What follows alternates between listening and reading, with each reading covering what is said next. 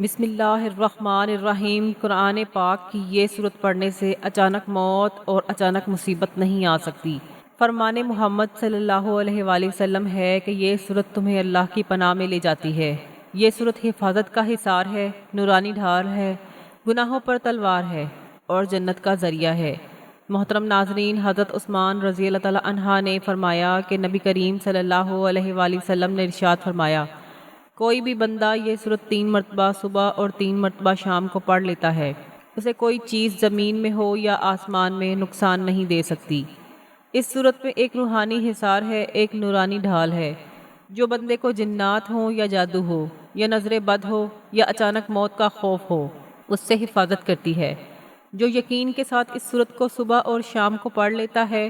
تو اللہ تعالیٰ اسے ایسی حفاظت عطا فرماتا ہے جو بندے کے وہم و گمان میں بھی نہیں ہوتی۔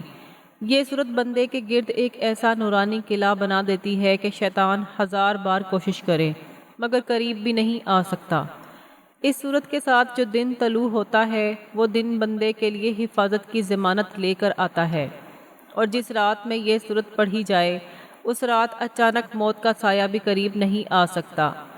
یہ صورت پڑھنے والا وہ خوش نصیب ہے جس کی زندگی سے اندیشے، وسوسے اور شیطانی چالیں یکدم دور ہو جاتی ہیں۔ یہ صورت دنیا کے ہر خوف پر غالب ہے۔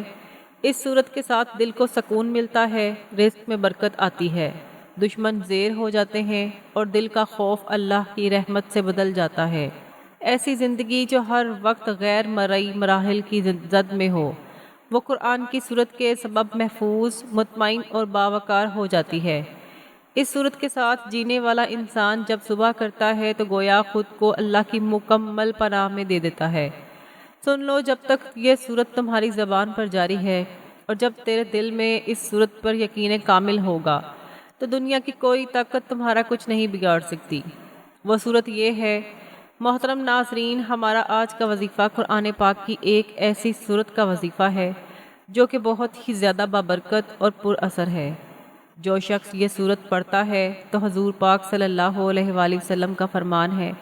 کہ وہ اللہ تعالیٰ کی پناہ میں آ جاتا ہے۔ یہ صورت حفاظت کا حصار ہے، نورانی ڈھال ہے، گناہوں پر تلوار ہے اور جنت کا ذریعہ ہے۔ حضور پاک صلی اللہ علیہ وآلہ وسلم نے فرمایا، قرآن پاک کی یہ صورت پڑھنے والا اچانک موت اور اچانک مصیبت سے محفوظ رہے گا۔ یہ صورت پڑھنے سے آپ کو کبھی مایوسی کا سامنا نہیں کرنا پڑے گا اور انشاءاللہ یہ صورت پڑھنے سے آپ کی تمام پریشانیاں دور ہو جائیں گی، تمام حاجات پوری ہوں گی۔ یہ صورت پڑھنے سے اللہ تعالیٰ آپ کے روزی رزق میں اپنی غیبی مدد نازل کرے گا، اور جو شخص یہ صورت پڑھتا ہے تو اس پر اللہ تعالیٰ کی خاص رحمت کرم نازل ہوتی ہے۔ ہمارا آج کا وظیفہ بہت ہی طاقتور اور مجرب وظیفہ ہے اور یہ بہت سے لوگوں کا آزمایا ہوا عمل ہے۔ میری آپ سے گزارش ہے کہ آپ بھی اس عمل کو لازمی کریں تاکہ آپ بھی اللہ تعالیٰ کی حفاظت میں رہیں اور آپ کی تمام مشکلات، پریشانی اور مصیبتیں ٹلتی رہیں۔ ناظرین محترم، دنیا کی زندگی فانی ہے اور اس کا فتنہ ہر لمحہ انسان کو کسی نئی آزمائش میں ڈال سکتا ہے۔ کبھی اچانک موت تو کبھی بے خبر مصیبت انسان کو ایسے گھیر لیتی ہے کہ بچاؤ کا کوئی راستہ نظر نہیں آتا،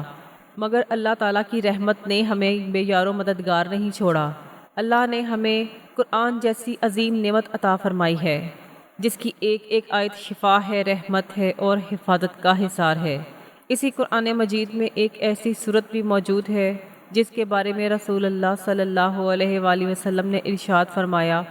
کہ جو شخص اس صورت کی تلاوت کرتا ہے اس پر اچانک موت نہیں آتی اور وہ اچانک آنے والی مصیبتوں سے بھی محفوظ رہتا ہے۔ یہ صورت اللہ کی طرف سے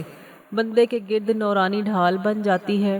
اسے شیطان کے شر، دنیا کے فتنوں اور آخرت کی ہولناکیوں سے بچاتی ہے۔ یہ صورت اللہ کے عرش سے نازل ہونے والی ایک ایسی نعمت ہے جو پڑھنے والے کو اللہ کی امان میں دے دیتی ہے، گناہوں کی زنجیریں توڑنے والی، قبر کی وحشتوں کو ختم کرنے والی اور جنت کے دروازوں کو کھولنے والی۔ یہ صورت ہر مسلمان کے دل کو تھام لینے والی ہے۔ اس کی ایک بار تلاوت بھی ایمان کو تازگی بخشتی ہے اور جو اسے روزانہ پڑھ لے وہ اللہ کے خصوصی حفاظت میں آ جاتا ہے۔ محترم ناظرین، حضرت عائشہ رضی اللہ تعالیٰ عنہا سے روایت ہے کہ وہ فرماتی ہیں کہ نبی کریم صلی اللہ علیہ وآلہ وسلم ایک سفر میں تشریف لے جا رہے تھے اور ہم امہات المؤمنین بھی آپ صلی اللہ علیہ وآلہ وسلم کے ہمراہ تھیں۔ اس سفر کے دوران ام المؤمنین حضرت صفیہ رضی اللہ تعالی عنہا کا اونٹ بیمار ہو گیا اور وہ سوار ہونے سے عاجز آ گئیں، جبکہ حضرت زینب بنت حبش رضی اللہ تعالی عنہا کے پاس ایک زائد اونٹ موجود تھا۔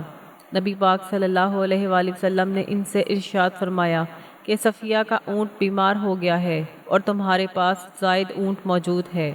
اگر تم ان کو ایک اونٹ دے دو تو بہتر ہے۔ حضرت زینب رضی اللہ تعالی عنہا نے جواب میں عرض کیا، یا رسول اللہ صلی اللہ علیہ وآلہ وسلم، کیا میں اس یہودیہ کو اپنا اونٹ دے دوں؟ یہ سن کر نبی کریم صلی اللہ علیہ وآلہ وسلم بہت ناراض ہوئے، کیونکہ حضرت صفیہ رضی اللہ تعالی عنہا یہود النسل تھیں اور بعد ازاں ایمان لا کر ازواج مطہرات میں شامل ہوئی تھیں۔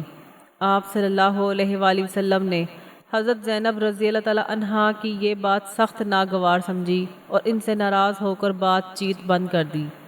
یہ واقعہ حجۃ الوداع کے سفر میں ذی الحجہ کے دوران پیش آیا تھا۔ آپ صلی اللہ علیہ وآلہ وسلم کی ناراضگی کا یہ عالم تھا کہ نہ صرف ان سے بات نہ کی، بلکہ اس ناراضگی کا اثر اس قدر گہرا اور طویل ہوا کہ پورا باقی ذی الحجہ گزر گیا، محرم گزر گیا، سفر کا مہینہ بھی ختم ہو گیا، یہاں تک کہ ربیع الاول کا آغاز ہو گیا اور چند دن بھی گزر گئے، لیکن نبی کریم صلی اللہ علیہ وآلہ وسلم نے حضرت زینب رضی اللہ تعالی عنہا سے بات نہ کی۔ حضرت زینب رضی اللہ تعالی عنہا نے جب دیکھا کہ اتنا طویل عرصہ ہو چکا ہے اور رسول اللہ صلی اللہ علیہ وآلہ وسلم کی ناراضگی اب تک دور نہیں ہوئی،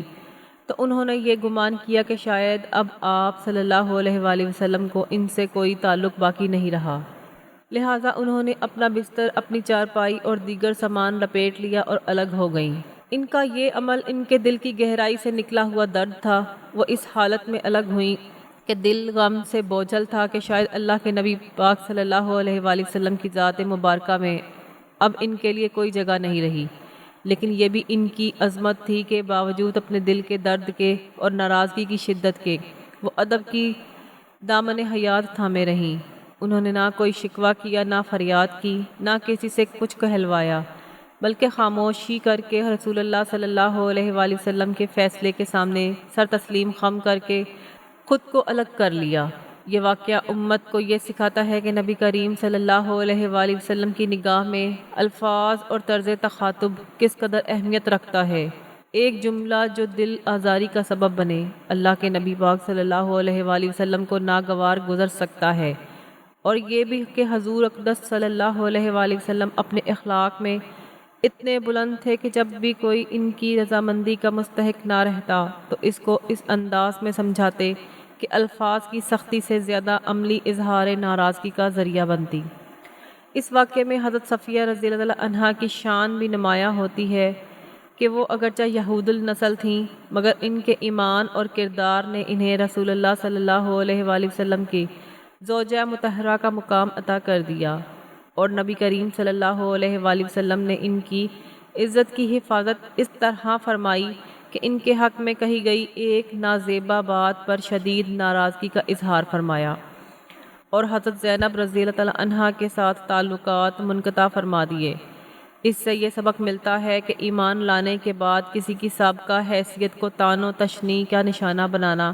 اسلام کی روح کے خلاف ہے، اور اللہ کے نبی صلی اللہ علیہ وآلہ وسلم کسی مومنہ کی توہین برداشت نہیں کرتے، خواہ وہ ابتداء میں کسی بھی قوم سے تعلق رکھتی ہو۔ رسول اللہ صلی اللہ علیہ وآلہ وسلم نے اس واقعہ کے ذریعے اپنی امت کو یہ تعلیم دی کہ عزت ایمان سے ہے، نسب سے نہیں، اور تقویٰ ہی انسان کو اللہ کے نزدیک بلند مقام عطا کرتا ہے، جیسے قرآن کریم میں ارشاد ہوا، اور یہ بھی کہ ازواجی زندگی میں نرمی، حلم اور برداشت سے کام لینا ہی اصل کامیابی ہے، جبکہ کسی کی سابقہ زندگی کو بار بار یاد دلانا یا اس پر طعنہ دینا انسان کو اللہ اور اس کے رسول صلی اللہ علیہ وآلہ وسلم کی ناراضگی کا مستحق بنا دیتا ہے۔ یہ واقعہ ہمیں آج بھی سکھاتا ہے کہ ہمیں اپنی گفتگو میں احتیاط برتنی چاہیے اور کسی کے سابقہ حیثیت پر اس کی موجودہ عزت کو کم نہ کرنا، خاص طور پر اگر وہ اللہ اور اس کے رسول صلی اللہ علیہ وآلہ وسلم کی اطاعت میں آ چکا ہو۔ اور جب یہ واقعہ اپنی شدت کو چھو کر گزر چکا تھا تو نبی کریم صلی اللہ علیہ وآلہ وسلم کی حیات طیبہ کا ایک اور واقعہ ہمیں اخلاق، اخوت، درگزر اور حکمت عملی کا بے مثال سبق دیتا ہے۔ یہ واقعہ حضرت سفیان بن امیہ رضی اللہ تعالیٰ عنہ کا ہے،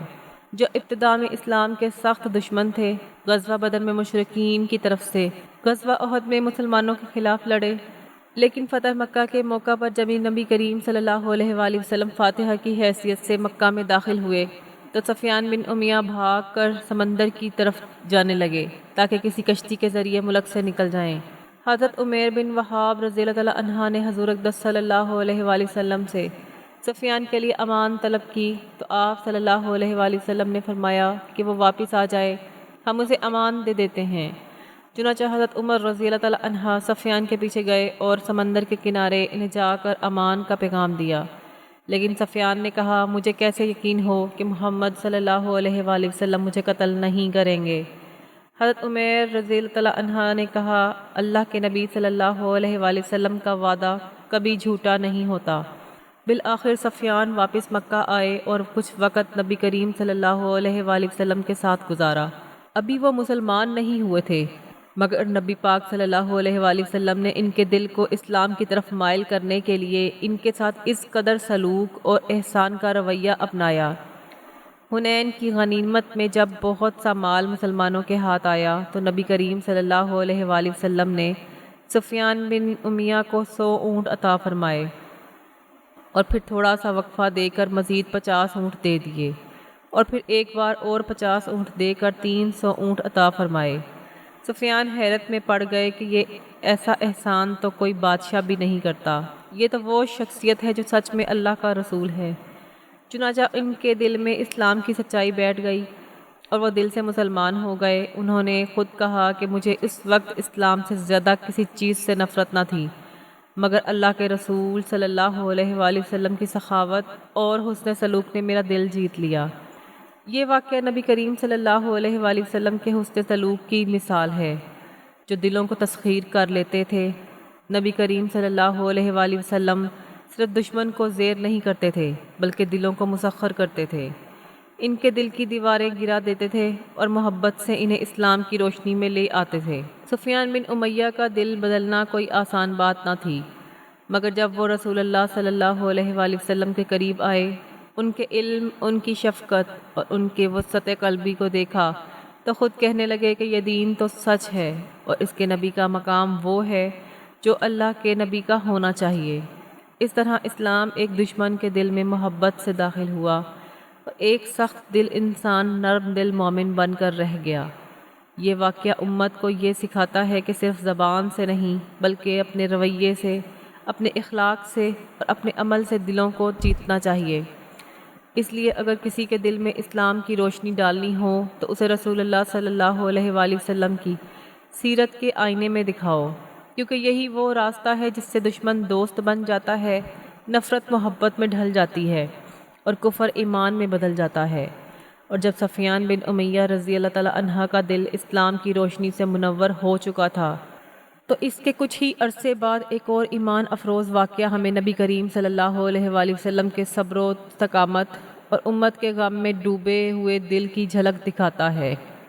یہ واقعہ طائف کا ہے،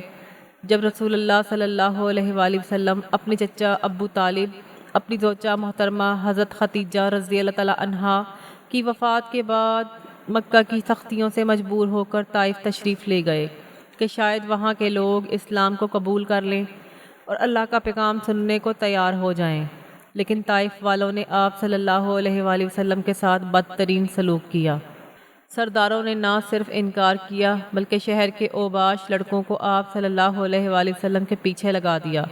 جنہوں نے آپ صلی اللہ علیہ وآلہ وسلم کو پتھر مارے، یہاں تک کہ آپ صلی اللہ علیہ وآلہ وسلم کے نالین مبارک خون سے بھر گئے،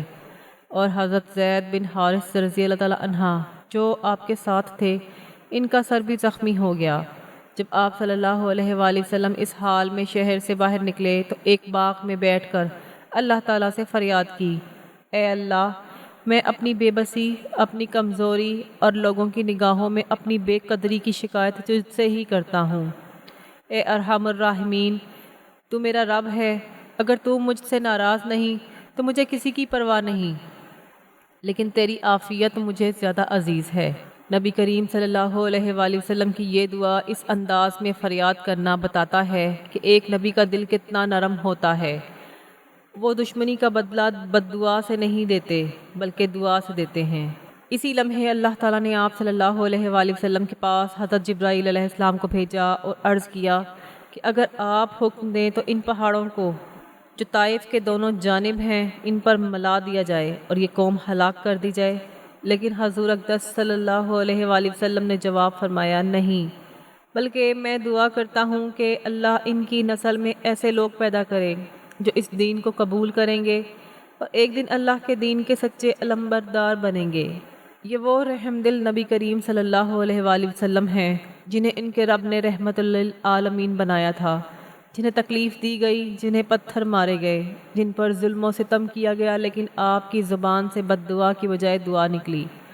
اور آج دیکھ لو، طائف وہی شہر ہے جہاں قرآن پاک پڑھا جاتا ہے، اذانیں گونجتی ہیں، مسجدیں آباد ہیں اور اسلام اپنی روشنی بکھیر رہا ہے۔ یہ نبی کریم صلی اللہ علیہ وآلہ وسلم کی دعا کی قبولیت ہے کہ دشمنوں کے دل بدل گئے، ان کی نسلیں مومن بن گئیں اور طائف ایمان کا مرکز بن گیا۔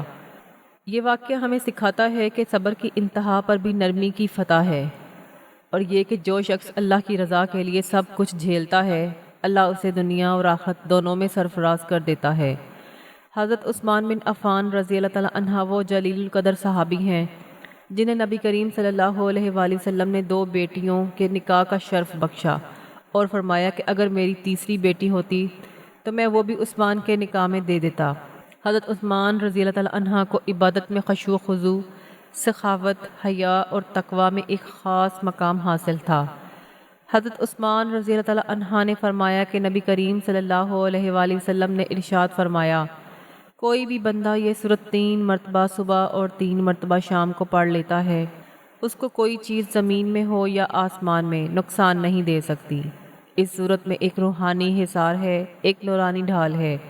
جو بندے کے گناہ ہوں، جنات ہوں یا جادو ہو یا نظر بد ہو یا اچانک موت کا خوف ہو، جب بندہ یقین کے ساتھ قرآن کی اس سورت کو صبح اور شام پڑھ لیتا ہے تو اللہ تعالیٰ اسے ایسی حفاظت عطا فرماتے ہیں جو بندے کے وہم و گمان میں بھی نہیں ہوتی۔ یہ کلمات بندے کے گرد ایک ایسا نورانی قلعہ بنا دیتے ہیں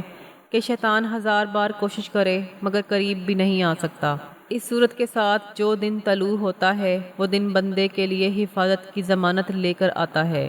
اور جس رات میں یہ صورت زبان پر ہوگی اس رات اچانک موت کا سایہ بھی قریب نہیں آ سکتا۔ یہ صورت پڑھنے والا وہ خوش نصیب ہے جس کی زندگی سے اندیشے، وسوسے اور شیطانی چالیں یکدم دور ہو جاتی ہیں۔ یہ صورت دنیا کے ہر خوف پر غالب ہے، اس کے ساتھ دل کو سکون ملتا ہے، رزق میں برکت آتی ہے، دشمن زیر ہو جاتے ہیں اور دل کا خوف اللہ کی رحمت سے بدل جاتا ہے۔ ایسی زندگی جو ہر وقت غیر حملوں کی زد میں رہتی ہے، وہ قرآن کی اس صورت کے سبب محفوظ، مطمئن اور باوقار ہو جاتی ہے۔ اس صورت کے ساتھ جینے والا انسان جب صبح ذکر کرتا ہے تو گویا خود کو اللہ کی مکمل پناہ میں دیتا ہے۔ سن لو، جب تک یہ صورت تیری زبان پر جاری رہے گی اور جب تک تمہارے دل میں اس پر یقین کامل ہوگا تو دنیا کی کوئی طاقت تمہارا کچھ نہیں بگاڑ سکتی۔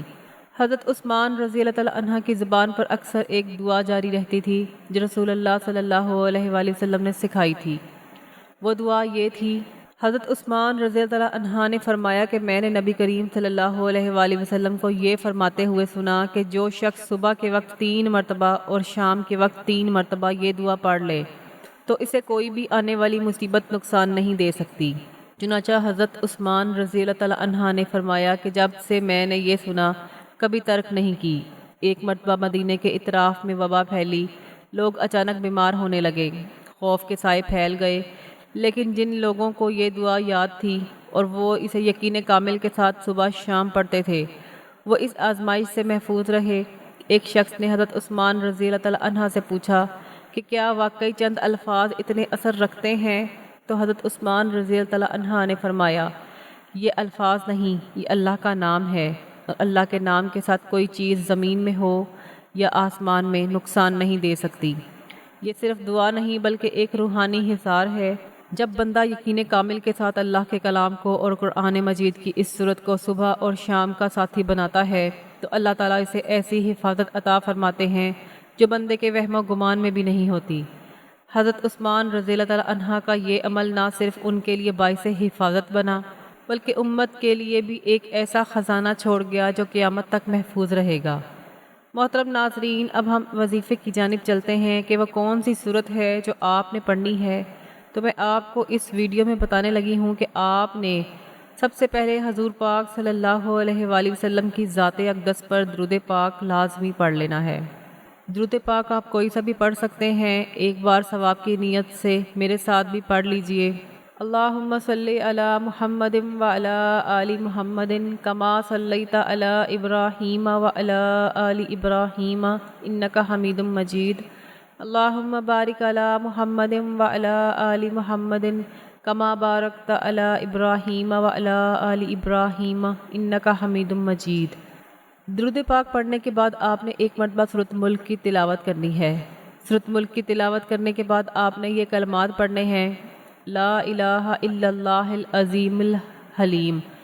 لا الہ الا اللہ رب العرش العظیم، لا الہ الا اللہ رب السماوات و رب الارض و رب العرش الکریم۔ اللہ کے علاوہ کوئی خدا نہیں جو بہت بڑا ہے، بردبار ہے۔ اللہ کے علاوہ کوئی خدا نہیں جو بڑے عرش کا رب ہے۔ اللہ کے علاوہ کوئی خدا نہیں جو آسمانوں کا رب ہے اور زمین کا رب ہے اور عزت والے عرش کا رب ہے۔ یہ دعا آپ نے صرف 21 مرتبہ پڑھنی ہے اور اس کے بعد آپ نے آخر میں پھر درود پاک پڑھنا ہے۔ درود پاک پڑھ کے آپ نے اللہ تعالیٰ سے دعا کرنی ہے، انشاءاللہ اس عمل کی برکت سے آپ اللہ تعالیٰ کی حفاظت میں آ جائیں گے، آپ کی تمام پریشانی اور مصیبتیں ٹل جائیں گی اور اس عمل کی برکت سے اللہ تعالیٰ آپ کو جنت میں اعلیٰ مقام عطا کریں گے انشاءاللہ۔ محترم ناظرین، اگر آپ کو بھی خبیث اثرات کا خوف ہے تو بس اس دعا کو اپنا لیں اور پھر دیکھیں اللہ آپ کے لیے کیسے بند دروازے کھولتا ہے جنہیں آپ نے کبھی سوچا بھی نہ ہوگا۔ یقین رکھیں، بس اللہ کے نام پر اور اس کی پناہ مانگ لیں۔ یا اللہ ہمیں دین اسلام سے سچی محبت عطا فرما، ہمارے دلوں کو نور ہدایت سے بھر دے، ہمیں ہر شر، ہر خبیث، ہر وسوسے اور ہر خوف سے اپنی حفاظت میں لے لے۔ ہماری صبح، ہماری شامیں اپنے ذکر سے روشن فرما اور ہمیں اس کلمے کی برکت سے دنیا اور آخرت میں سلامتی عطا فرما، آمین یا رب العالمین۔ ناظرین، دعا ہے کہ اللہ تعالیٰ میرا سنانا اور آپ کا سننا اپنی پاک بارگاہ الہی میں قبول و منظور فرمائے۔ محترم ناظرین، اگر آپ کو آج کی ویڈیو اچھی لگی ہے تو ویڈیو کو لائک، شیئر اور اللہ تعالیٰ کے 99 ناموں میں سے کوئی ایک نام کمنٹ سیکشن میں ضرور ٹائپ کریں۔ اللہ تعالیٰ ہم سب کا حامی و ناصر ہو۔ ملتے ہیں اگلی ویڈیو میں۔ خدا حافظ۔ جزاک اللہ۔